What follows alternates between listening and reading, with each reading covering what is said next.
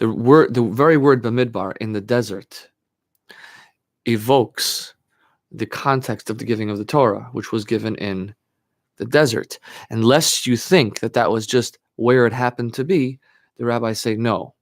We want specifically to evoke that imagery, because the fact that the Torah was given in the desert was specific, was intentional, and it says something about what it is to live a life according to Torah, and what it is that the Torah comes to give to the world, that it should be given in the desert. That's point number one. Another idea is the census of the children of Israel, which is the numbers of this Torah reading, and I'd like to focus on that part today. Okay? So, first of all, the entire book is called the Book of Numbers, and that's because there are numerous times throughout the Torah, throughout this book, in which the children of Israel are counted and organized, and censuses are taken, and for this and that. So you might say it's the accountant's book of the Bible, or the mathematicians. Oh, yes, Professor. Now,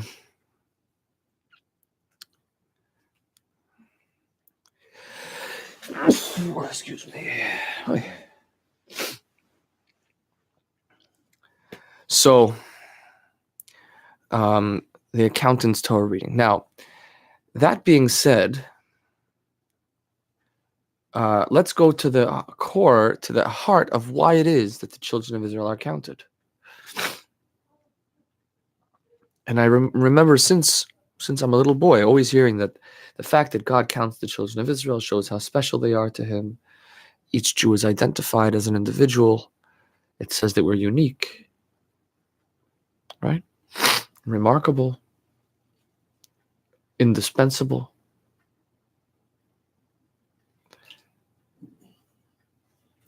Well, there's something here about. Go on, ask the question. Go off to war. Right. So the reality is, however, not every Jew is counted. So to your point about us all mattering, us all counting, well, we weren't actually all counted. So does that mean that we don't count, that we don't all count? Who was not counted? The women were not counted at all. And the men younger than 20. That's right. Men under 20 and men over 60. Or in this case, it's here we have this counting is from age 20 and up, which would imply that men were counted up until their advanced age. But elsewhere in other countings, they were counted only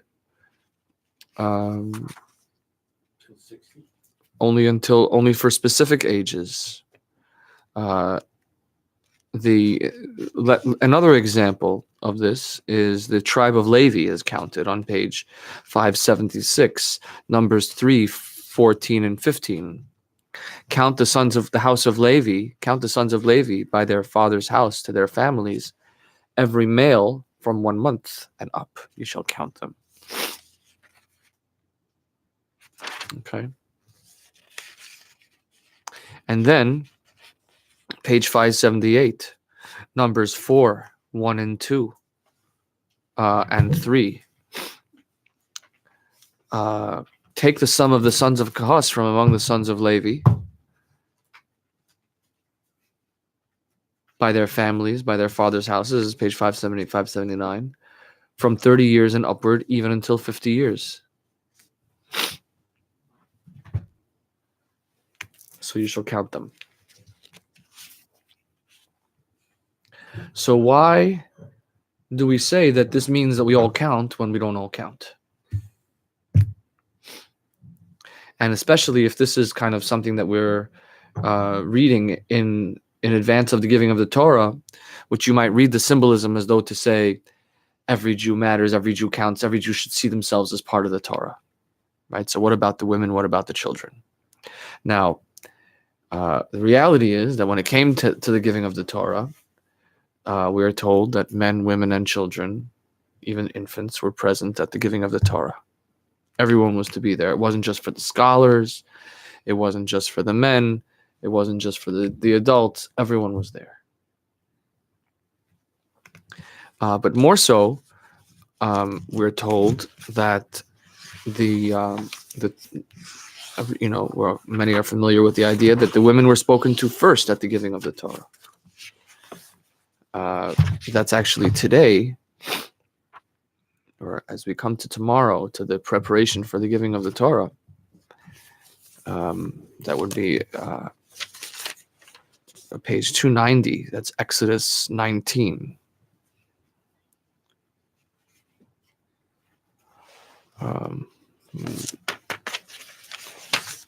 Page 292.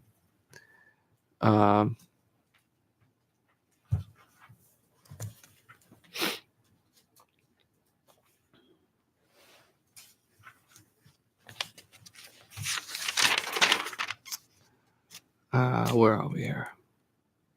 Here we are, page 291 rather. Exodus 19:3. And Moses went up to God, and the Lord called unto him out of the mountain, saying, Thus shall you say to the house of Jacob, and tell the sons of Israel. Here it says the children. Yes, I know. Well, what is this? What does B'nai Yisrael mean? B'nai is sons. That's right. And so the house of Jacob, the rabbis say, refers to the women. B'nai Yisrael, the sons of Israel, refers to the men. What's remarkable is that the Torah is spoken first to the women, or the teaching about preparing for the giving of the Torah is spoken first to the women and then to the men. And this is seen as a teaching that that in general, when it comes to the Torah can't be taught, can't be given unless the women are into it. What makes them think it's the women? Beit? Beit Yaakov, the house of Jacob. Yeah. So the house implies the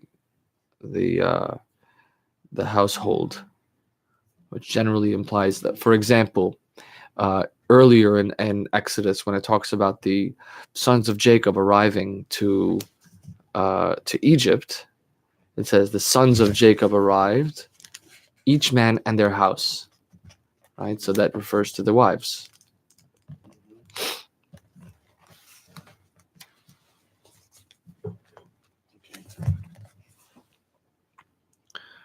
And the rest of their household, perhaps children and servants. So but in that case it didn't, because it might refer to the children, but not the rest of the household, because in that case every individual is counted. So specific number of people. But in any case, our tradition indicates that. Also, interesting is the choice of language, the difference in the language between how one speaks to the men and how one speaks to the women is pointed out. Speak to the house of Jacob and tell the sons of Israel. Right? So we understand that speak to the house is a softer, gentler tone. Tell the sons is a firmer, more didactic. The laws more? Yes.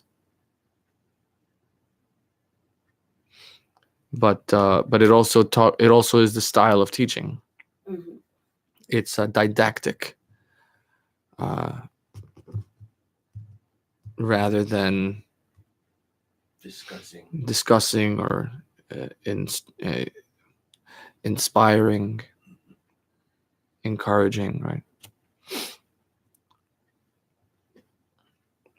So you pointed it out earlier that the purpose. So why only from age 20 are they counted? What is the stated reason in the Torah? So let's read verse Numbers 1 verse 3, page 568. From 20 years old and upward, kol yotzei tzava b'Yisrael. all those who go out to the army, who go to war, shall be counted. And so under age 20, a person didn't go to the army. Just not eligible to fight at under age 20. So 13 is not considered then a total man. Definitely not. They might think they are a man, but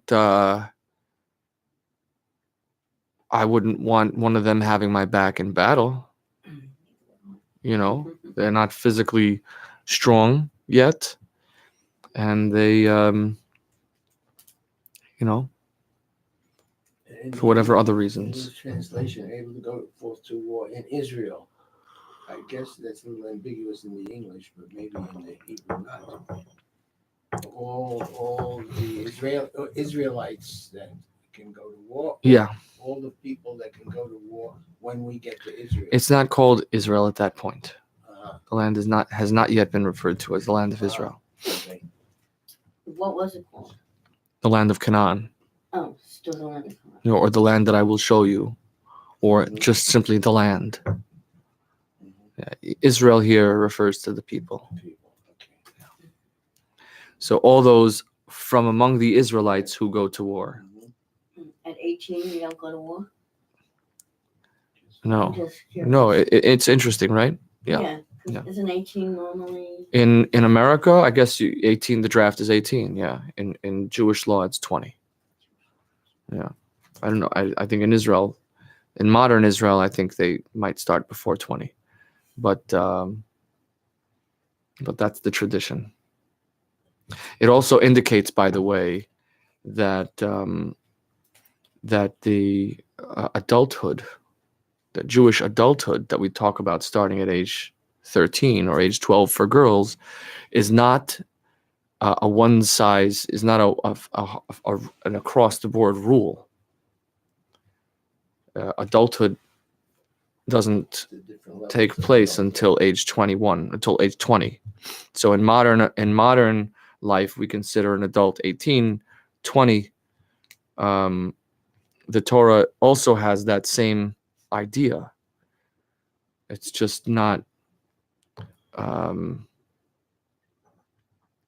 It's not as obvious to us because of the way we celebrate the rite of passage. So we celebrate the rite of passage of turning 13 as a way of marking the beginning of the journey to adulthood. And it's the age in which a teenager is held liable for their behavior. So they have to begin to join the men, and they have to begin to learn to be as a man, and they will be held liable for their behavior in a court. But one doesn't have the inner maturity of adulthood until age 20. Right. So an example, so that's age 20, and an example of maturity of age 18 is that the Torah says that 18 is the age for a man to get married. That's the Mishnah teaching. Yeah. Well, that young. Yeah.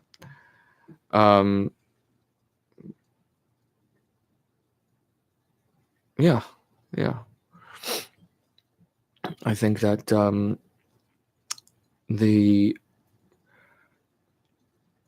so we have a different concept today of what marriage means, but certainly in modern American thinking, 18 is old enough to have a serious relationship.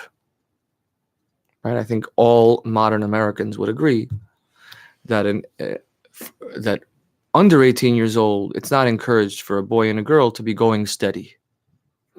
Right? But after 18, already somebody has a girlfriend, a boyfriend, that they're going steady together, that's considered something basically appropriate. Basically, obviously depending on the individuals, but and so the Jewish teaching says, okay, if you're old enough to go steady, then get married. I just thought it might be like 21, like after they would finish college. Okay, so the Mishnah then continues that saying by age 20, a person should really be running. Meaning, so might mean as far as how they pursuing a livelihood, but it also is interpreted to mean that if they haven't married at 18, they should get going by age 20.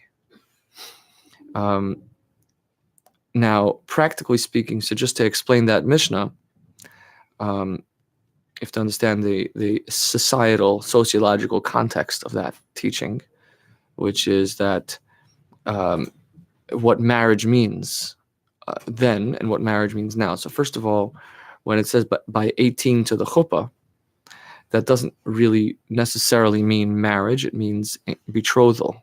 So in those days, there would be a significant period of time by which a person would be betrothed until they actually began to live together as a family, began to live together as husband and wife. And so, ben shmona esrei l'chuppah, by 18 to the chuppah, doesn't necessarily mean that that's when they're getting married per se. But nonetheless, it's still not out of the question. And because the other point is that in today's day and age, marriage really means going off on your own and starting and becoming fully independent.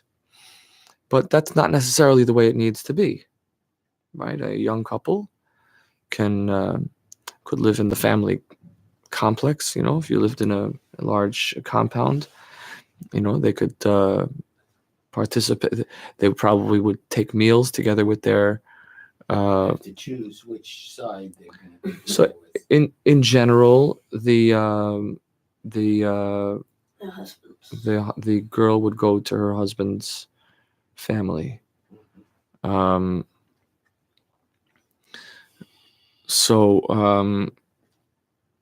in other societies, it was the other way around, where the husband went to the girl's family. There have been different periods in history where there were different norms. But nonetheless, they would perhaps take their meals together as an extended family. They would have the guidance of parents and grandparents. And so, just like today, the kids are going to college. They're going steady. So the question is, well, they break up, right? Mhm. So don't break up. Part of the reason why they break up is because they don't have, because they see it as being for practice. It's not necessarily impossible. They don't have the guidance. Right, because they possibly don't have the guidance. It's not impossible for a young couple who meets at a young age to stay married and to grow together into their relationship. Now, I certainly didn't marry at 18, but nonetheless, so we're talking about adulthood and maturity. These are teachings that we have in our tradition. It's certainly not common today in the Jewish communities to marry at such young ages, but there are still some pockets in the more traditional communities where people get married at younger ages, even as young as, well, today probably not 18, but as young as 20. The girls maybe a little younger. And look, there are many factors that contribute to it, but the divorce rate is significantly lower in those communities also. Even then, the divorce rate is already lower in the Jewish community as a whole, but in these communities, even lower. Okay, and I know there are many factors that contribute to that, but nonetheless.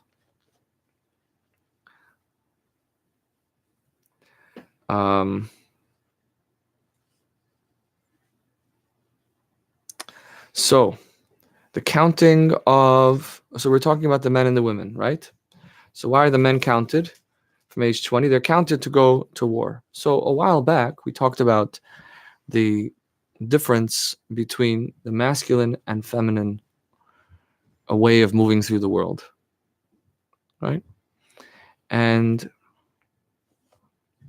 so to summarize the thesis, you remember this? We talked about this, yeah? Yeah. Professor, you remember this? The masculine and feminine wave, the masculine dynamic and the feminine dynamic, the way of moving through the world in the masculine or feminine manner.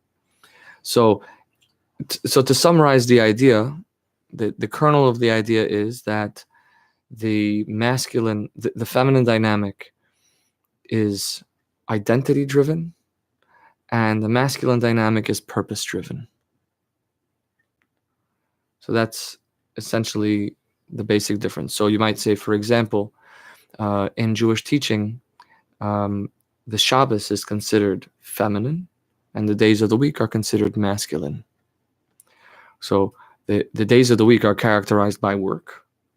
Work is the purpose to which you are headed. What are you trying to accomplish? Right? So you're always working with something. When you're working, you're always working with something that will have an ultimate purpose. You're not working with something that already is established with its identity, right? So, whereas on the Shabbos, when we rest from work, we're being within creation and we are experiencing the identity of a thing rather than pointing it toward an outside purpose. Okay, so those are the two general ways of looking at the world. Or to go back to early beginning of Genesis, there's the tree of knowledge, good and evil, and the tree of life. The tree of knowledge, good and evil, is a masculine dynamic, and the tree of life is a feminine dynamic. Whereas the because the tree of knowledge, good and evil. So give me an example of something that's evil. Can you give me of a thing that's evil? Disobeying the commandments. A thing rather than an act. Yeah, a thing. Can you give me an example of an evil thing? A bad thing. Okay, rape.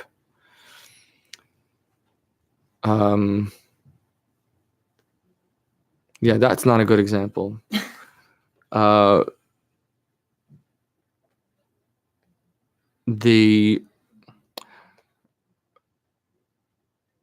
Let's say, you'll see why it's not a good example, because it's hard to bring out the point. But after I bring out the point, maybe we'll be able to go back and discuss it from that point of view. A thing, an actual thing. No, a thing, an object. Evil object. I don't know if there are any. So you said killing, right? So that would make a gun an evil thing, Yeah. right? Okay. Okay. So what if you're defending yourself? It's a good thing. What if you're killing An animal for food. for food, right? Let's say. We could argue about that, but let's say you're defending yourself. So then the gun becomes a tool of life, even though it's actually bringing death. So the thing being good or evil depends on the purpose. It depends on what its purpose is. So perhaps it can be argued that no thing is intrinsically evil. Right. Right. I think Right. So when we talk about the good or evil of a thing, it's always its purpose. So that's a masculine way of a masculine way of. And again, we're not talking about men and women per se, because especially according to Kinsey, we're all a bit of a mix.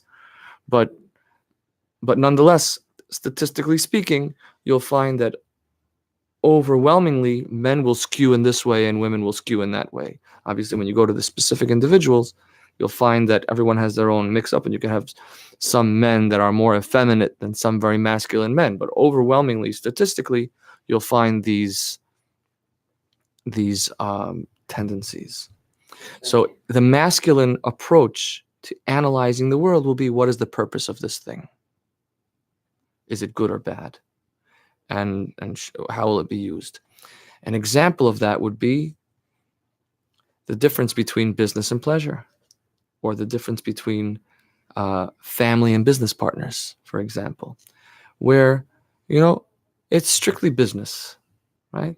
We're just doing this strictly business.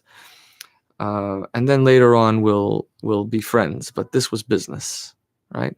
Where you're saying this was not personal. This was in a means to an end. And we leave our heart out of the boardroom. Okay? That's the masculine approach. Whereas the tree of life says, is this thing inherently good or evil? Is this thing inherently alive or dead? Is it inherently holy or unholy? And that's a more feminine way of looking at things, which is why we have the identity way of looking at things. So the feminine approach would be, no, there's no such thing as strictly business, because I have to bring myself into my work. Mm. And I want to love what I'm doing. And I want to believe in what I'm doing. And there's no, it's, huh? Yeah. Sounds like my father. Okay. Uh, I want to believe in what I'm meaning, or an example, a similar example is in nowadays we find more businesses signaling their values, not just their success. but aren't you more apt to want to go to work if you actually love what you're doing? Not necessarily. For since the beginning of time, men went to work to feed their families, not because they love what they were doing. Yeah, but isn't it great if you could do both? Oh, it's great if you can do absolutely, but nonetheless, what it meant to be a man for thousands of years has been spending much of your day doing something that has no inherent value. It's only its secondary value. It's only its purpose. For most of men, that's the way it's been for most of history. And for women, most of what they were doing, well, I would say, I'm talking about housework, but being in the home was actually being with the things that mattered most. Actually being, so the man was caring for his family, but in a masculine way, in a secondary way, in a purpose-driven way. Whereas the woman was caring for the family, actually caring for the family in the identity way. So another example of the difference between, so another example of a very masculine activity is war, right? War is the most masculine thing a person can do, which is to say to engage in an extremely distasteful activity because it is necessary, Okay, but because why it's aren't seen women as in necessary. Israel So talking about the Torah, now? right? Okay. For most of history, women have not gone to war, Mhm. except in extreme exceptions, And then they didn't go to the exceptional front lines. circumstances. What's that? And then they didn't go to the front line. In most of history, in most wars, right? That's the way it's been. Today, the world is upside down. So we're not talking the world. We live in a new world today. But that being said, the war itself is a very masculine type of thing to engage in, and engaging in a distasteful activity because it has a necessary purpose. Now you can argue whether it's necessary or not, but that's the masculine argument. And therefore the most, so it's in the activity of war, but it also is in what it is to be a soldier. So the soldier loses his identity as a soldier, and he only becomes primarily identified with his purpose, with his rank. That's another very masculine thing, hierarchy. Because hierarchy doesn't say what your identity, your inner identity is. It doesn't say what your quality as a human being is. It says what you've accomplished. So you might have someone who, or what you're skilled at. So you might have somebody who's very holy, but if they haven't moved up the ranks, they wouldn't be higher on the hierarchy. So in the feminine way of moving through the world, everyone matters, and we'll give out participation trophies because you're special just because you're you, and not because of what you've accomplished. That you'll accomplish, I believe in you. You can accomplish anything you want to accomplish. So that's the. So when it comes to war, the soldier is the ultimate masculine, in the sense that he loses his identity, he becomes his rank, and he becomes his place in the battlefield. He loses his own individual will. He becomes part of a machine. A cog. Right. A cog in the wheel. So that's a very powerful system. You can change the world that way. Individuals don't change the world. Mass movements change the world. Right? So a one person, the individual might conceive of the change, but ultimately the change happens on a massive level. That's what change is. Right? We have this idea that, one person can change the world. You can, but not by yourself. You might start the process by yourself, but the change will only ever be implemented on the mass level by soldiers. And whether those are soldiers for war or soldiers for another cause, they have to be dedicated to the cause. And most likely, the visionary, they don't necessarily even have the whole vision of the visionary. They've bought into the vision, forgotten about it, and are just doing their job. That's often a big part of the way things work out.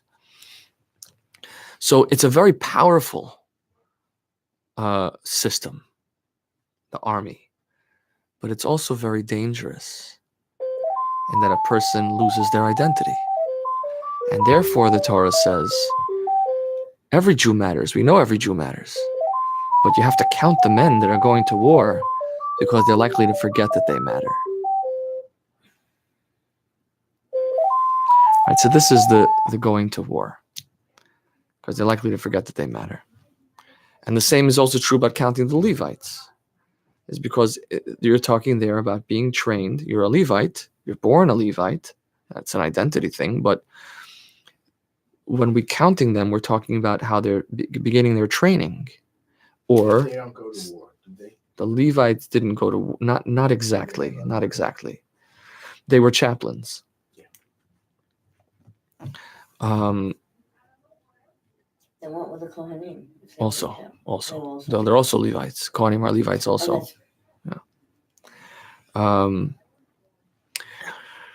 So the Levites that we read later in the book, in the reading, they're counted as those who will be trained from 1 month and up. They would start their training, right? And then from age 30 to age 60 is when they would actually enter the service. And so as they are dedicated to a service identified by family affiliation and not by individual identity is when they have to be counted. Okay, so that... Did it end at the age of 60 because that was around the time they retired. Yeah, they retired. Were they alive that much longer? Yeah. Yeah, Moses lived to 120. Oh, okay. Yeah. But you're right to point out that there was such a thing of people dying at age 60. That is such a thing. Those in the desert. There is some truth to that. But that's not necessarily... we don't need to go that far. We could simply say that it was physical labor, and they retired at age 60. So this is the reason why we count the Israelites before going to war. Now, at the same time, before giving the Torah, we speak to the women first, which is to say that before... So there are also two ways of studying the Torah. We could say, we could study the Torah as the laws, the rules, which is a didactic instruction manual. These are the do's and don'ts, which you will accomplish your purpose, but you won't necessarily express your identity. Whereas the speech to the discussion with the women is more about bringing out their own identity, their own spirit, right? Which is why it's not necessarily about the rules will come later, but let's first talk about what is the meaning here. What is this all about? Where do I fit into this? Which is more of a discussion, and which is more of a gentle, inspirational approach, which says that you matter, right? So when it comes to teaching Torah, we start off with the inspirational, and there the women come first. Both because, so that on a practical level, so now I'm going to address this question just as a man, which is to say that the young children, the family, or let's say any boy or girl, will first learn Torah from his or her mother before he learns it from his father. Because if the father is off at work and the child is an infant, the first person who sings a Jewish lullaby to him, I mean, that'll be his first experience, or her first experience in the study of Torah will be his mother, right? And it's only later that he goes to learn with his father or her father. So that's the masculine way of analyzing this, right? It's just look at their roles, look at their jobs, look what they do. But on a deeper level, on a more feminine level, we would say that the feminine approach to the study of Torah is something that is true and relevant at any age, because my identity as a child of God is in existence from the very moment I'm born and even before. And while my role might change, while the activities that I engage in might change based on my age and stage, that I am a child of God in God's service, that my identity is a child of God in God's service, never changes and is there from the moment I'm born until even after I pass. And that's why that's the foundation of the Torah. And that's why it's spoken to the women first, because that's the feminine spirit of Torah, is the foundation that underlies the masculine, the role and the job and the rules and the thou shalts and the thou shalt nots. So do the women matter more than the men or less? So the feminine dynamic, so in some cases the feminine dynamic is the primary approach, but when it comes to war, we don't count the women, because once we've established that, the ones who are at risk of losing that are the men who go to war, and therefore they're counted. What I heard was equal but different. Equal but play different roles. So equal but different is a bit apologetic. I would say that when they have different roles, there are times when they're never equal. Mm-hmm. So there are times when the women are in a greater, more significant role than the men, and there are times when the men are in a greater and more significant role than the women. Or there are times when the masculine dynamic is more prevalent, and there are times or situations in which the feminine role is more prevalent, right? And it's the key, though, is, and this is the point that I want to conclude with, and this is, I think, the most important point of all, they don't exist in parallel tracks. They exist in a harmonious ecosystem where if we only have the identity approach, we're bound to devolve into chaos and individualism. Can't get anything done if everyone is telling their own story, right? But if we only have the masculine dynamic, we can have lockstep blind obedience, which will result in the loss of inspiration and meaning entirely, and also lends itself to tyranny. And it's very dangerous. So the two need to balance each other out. Both the idea of the individual, as well as sublimating my individuality to my purpose. So those two things go hand in hand. And one without the other won't work. And it's also the idea of spirituality and religion, which we spoke about once before. That spirituality, the individual experience of God, is a feminine type of experience. Whereas religion, observing this festival on this date, no matter how you feel, Shavuot is going to be this Sunday, whether you're ready or not, because it's marked on the calendar, right?